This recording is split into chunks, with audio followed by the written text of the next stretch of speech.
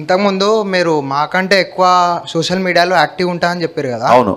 So recently జరిగిన Pawan Kalyan and Allu Arjun పైన జరుగుతున్న రూమర్స్ పైన మీ అభిప్రాయం ఏంటి? అందరూ మన హీరోలే, ఎవరో ఏదో పట్టుకొని కామెంట్ చేశారనుకోండి, అదే చెప్తాను కదా, సోషల్ మీడియాలో ఉండడం తప్పు కాదు, బట్ సోషల్ మీడియా మాత్రమే జీవితం కాదు.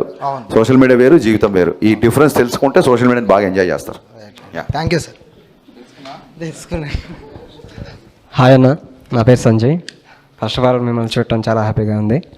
నా క్వశ్చన్ ఏంటంటే, జూనియర్ ఎన్టీఆర్ అన్నతో మూవీ ఇన్ ఫ్యూచర్ మేబీ చేస్తే, కుదిరితే, సెట్ అయితే ఆ మూవీలో ఇలాంటి ఇప్పుడు రవాణాతో ఎలాంటి కామెడీ ఎలిమెంట్స్ అయితే మీరు చేపిస్తారో, మాస్ ఎలిమెంట్స్ ఎలాగో ఉంటాయి.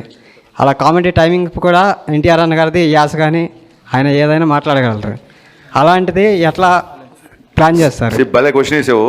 నేను ఎన్టీఆర్ గారిని పర్సనల్గా చాలాసార్లు కలిసాను కాబట్టి ఆయనకున్న sense of humour next level. నేను రామవ్యవస్థలో ఆయనతో పర్సనల్గా ట్రావెల్ అవ్వడం మూలంగా, రామవ్యవస్థ కంటే ముందు ఇంతకుముందు చెప్పిన నాకు కథ ఒకటి ఓకే చేశారు కాబట్టి ఆయనతో ట్రావెల్ అవ్వడం మూలంగానే ఫస్ట్ హాఫ్లో ఆయన క్యారెక్టర్ అంత ఎంటర్టైనింగ్గా చేయగలిగాం.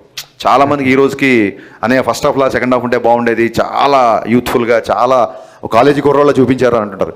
ఎన్టీఆర్ గారి సెన్స్ ఆఫ్ హ్యూమర్కి అసలు అంటే ఒక జోక్ని కూడా అంత ఫాస్ట్గా రియాక్ట్ అయ్యి నవ్వేస్తారు, ఒక జోక్ కూడా అంత ఫాస్ట్గా వేస్తారు. సో డెఫినెట్గా నిజంగా అవకాశం వస్తే ఖచ్చితంగా ఈ పోర్షన్ మటుకు నేను ఖచ్చితంగా గుర్తుపెట్టుకుంటాను. Thank you.